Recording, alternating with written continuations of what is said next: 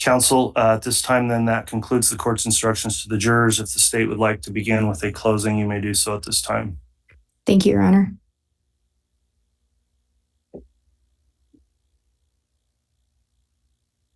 Okay.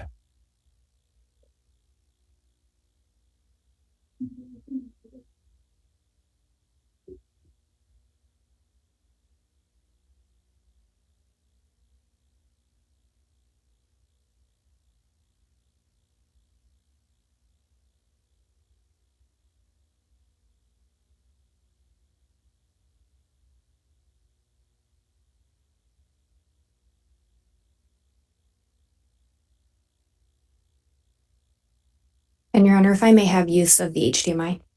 Yes.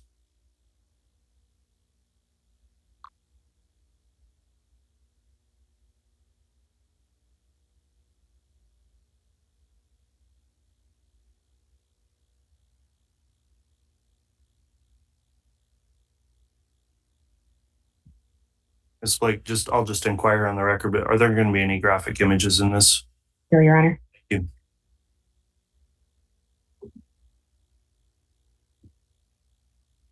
Ladies and gentlemen, labeling someone dark, lowering their death percentage, marking them for death.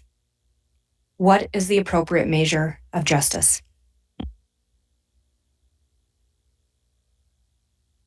On August 12th of 2019, Lori switched Tylee's Social Security payments to go into her sole, meaning Lori's sole, BBVA account. The first payment was deposited on August 28th of 2019. Less than 2 weeks later, Tylee was dead.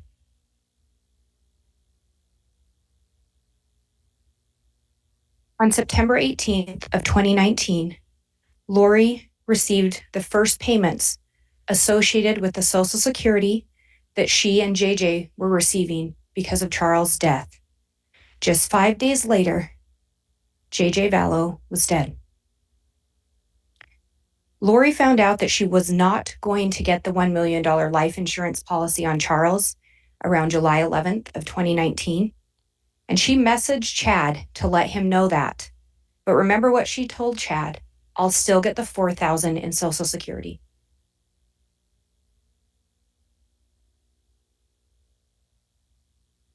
On September 8th of 2019, Tammy's life insurance was increased. Chad signed off on that application. Tammy was dead just a little over a month later, while the attempted shooting was almost 1 month to the day that she upped her life insurance.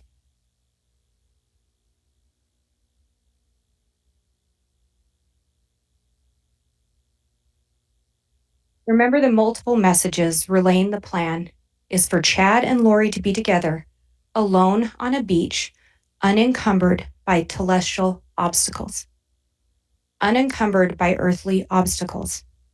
Chad formed the plan. That plan included manipulating those around him to ensure that he could end up on a tropical island with Lori Vallow, who eventually became Lori Vallow Daybell.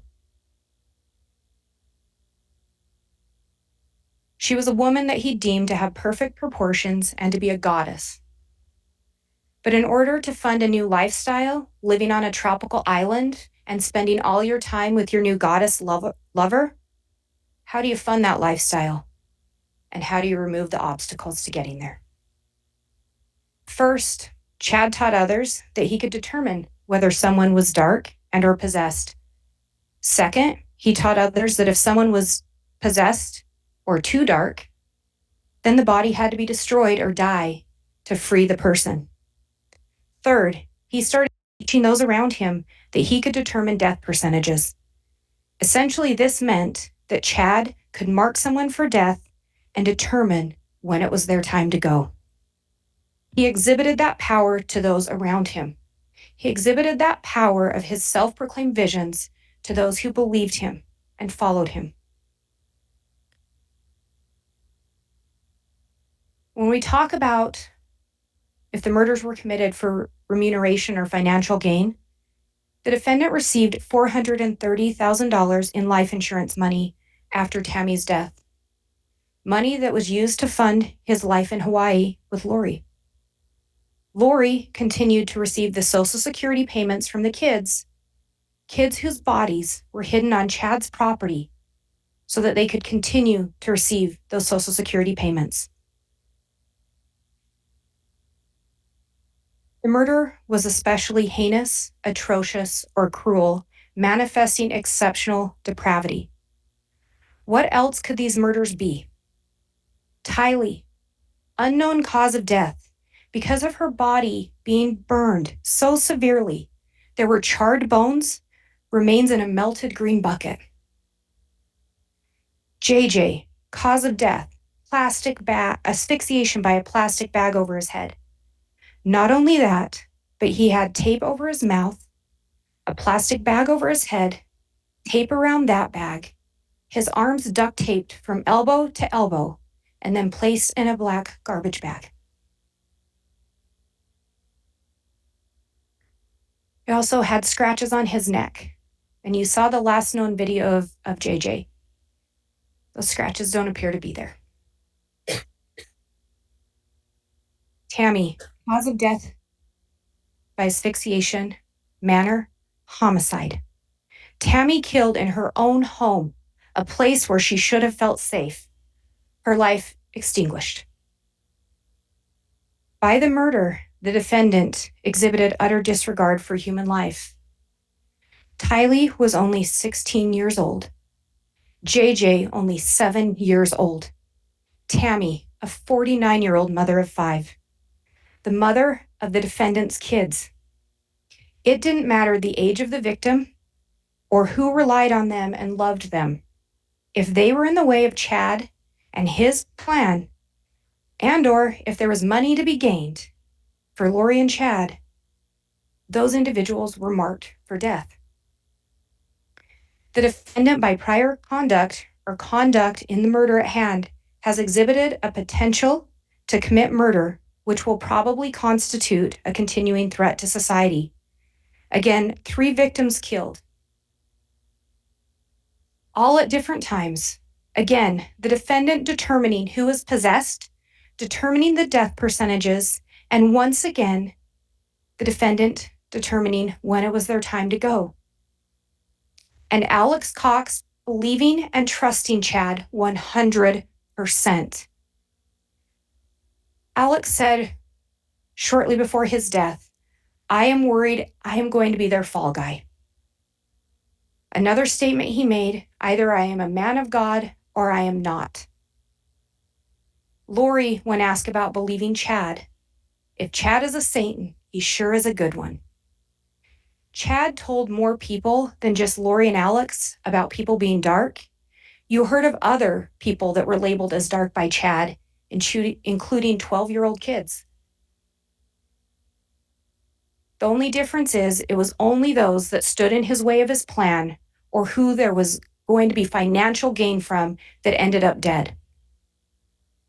Ladies and gentlemen, you will decide what justice is. At every stage of the development of the plan that resulted in the death of Tylee and her body being burnt, with parts still missing, the death of JJ wrapped in plastic bags and duct tape and discarded in Chad's yard, the death of Tammy Daybell, who had her ability to breathe, to live, suppressed. Tylee was last seen on September 8th of 2019.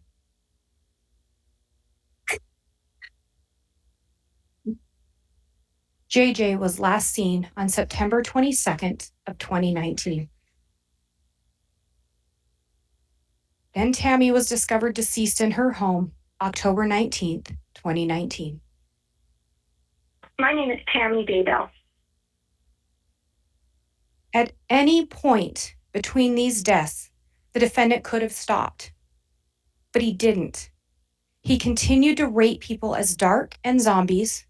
He continued to determine death percentages, and he continued to move forward with his plan to ensure that he was on a beach with Lori Vallow, unencumbered by earthly relatives, earthly obstacles. Ladies and gentlemen, we ask you to consider what is just in this case in rendering your decision. Thank you.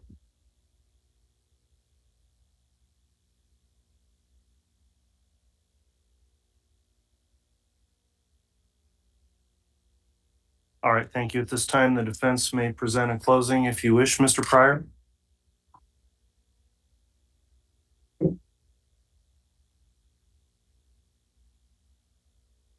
Permission to, Yes.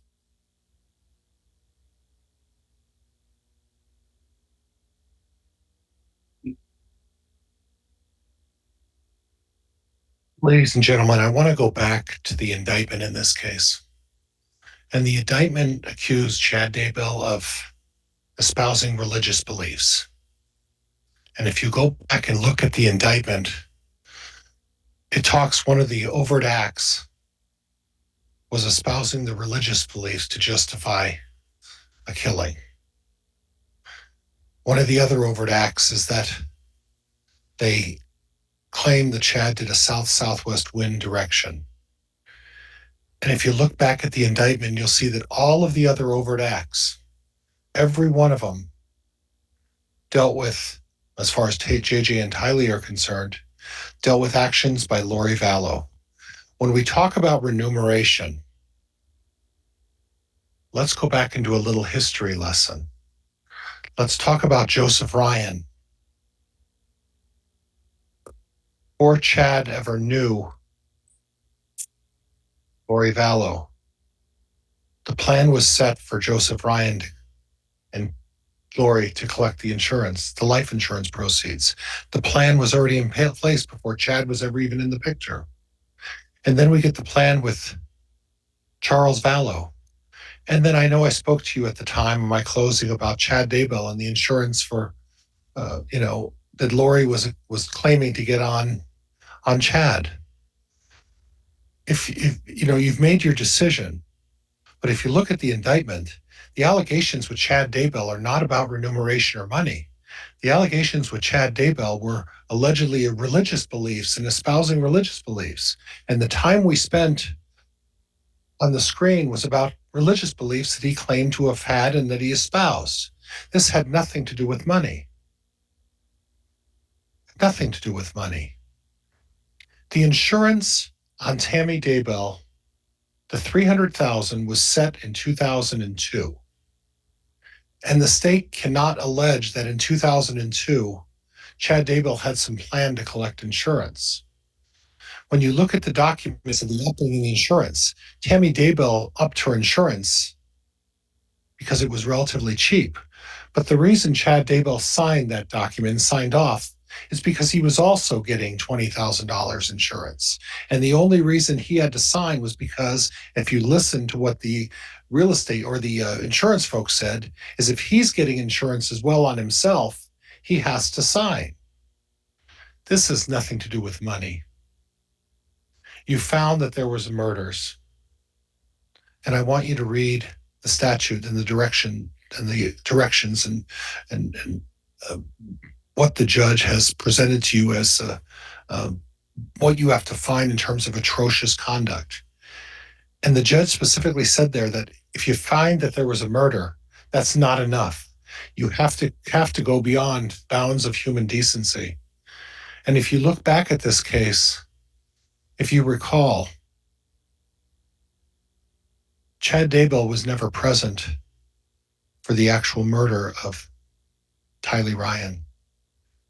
Chad Daybell was never present. There were many other people present for the murder of JJ Vallow.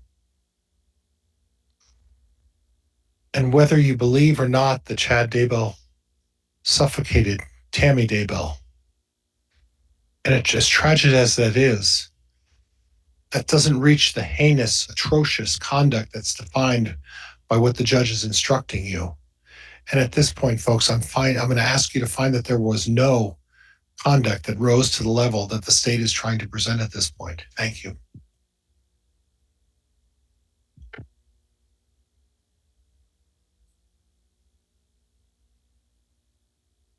All right, that concludes the closing of the defense. Does the state wish to present any brief rebuttal closing? No, Your Honor. Thank you.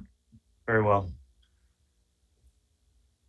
That'll conclude the special sentencing proceeding then. In terms of presentation of evidence and argument, the next matter then is the jurors will again retire to deliberate on these questions posed to them in these proceedings.